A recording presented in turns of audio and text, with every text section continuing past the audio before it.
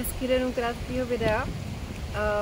Dneska bych se vás chtěla zeptat, jestli v životě děláte to, co si opravdu přejete. Jestli děláte to, co vás naplňuje,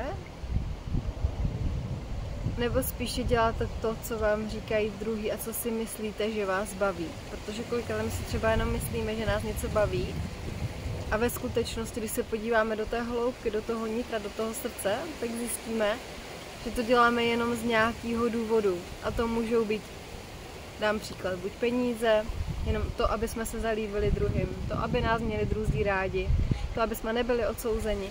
Zatím může být spoustu úhlů pohledu a spoustu přesvědčení.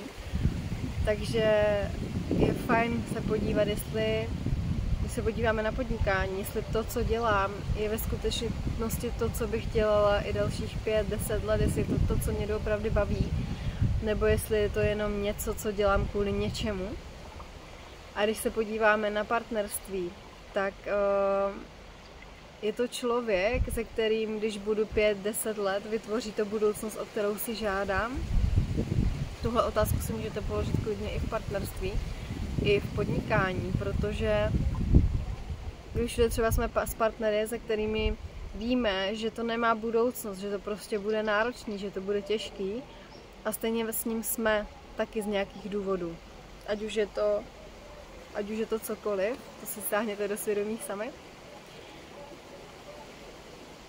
Může tam být důvodů víc, to, že nepřijde už něco dalšího, to, že si nevěříme, že třeba najdeme někoho lepšího, to, že máme strach z opuštění, to, že nechceme zase budovat další vztah znovu. Takže podívejte se na to, z jakých důvodů jste vůbec s partnerem, se kterým jste. Převyšují tam víc pozitivní věci nebo negativní. Jo, jak to jako máte ve skutečnosti, jak se tam cítíte v tom vztahu, protože to vám řekne nejvíc. Máte radost nebo máte těžkost, je to pro vás jako spíš náročný nebo složitý. A samozřejmě v tom můžete být, protože je zatím zase velký růst a ukazuje vám to, jak moc jste silní to zvládnout a klidně to můžete i přetvořit. Všechno je možné. A nebo si vyberete lehkost a vyberete si někoho jiného. To je taky v pořádku, je to jenom volba. A teď záleží, co pro vás bude větším přínosem. Jestli je to to, že zůstanete s tím partnerem, se kterým jste, nebo jestli si vyberete, že budete chvíli sami, nebo si najdete někoho jiného. Všechno je v pořádku.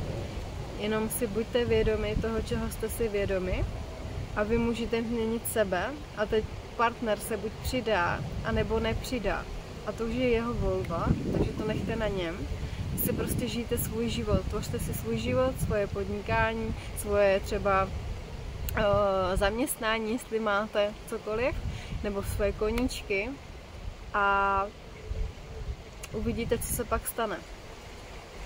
Protože když se začnete tvořit svůj život, někteří lidi tak nějak jako začnou kolem sebe kopat a nebude se jim to líbit a budou třeba vás i soudit, to se stát může. A většinou v tuhle dobu se většina lidí stáhne a začne dělat zase to, co chce ten druhý.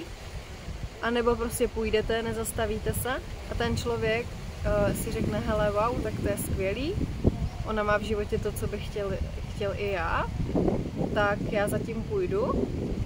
A nebo nepůjde a vaše cesty se rozdělí, to je jako život. Takže vždycky máte volbu, vždycky máte na výběr. A co si vyberete dnes?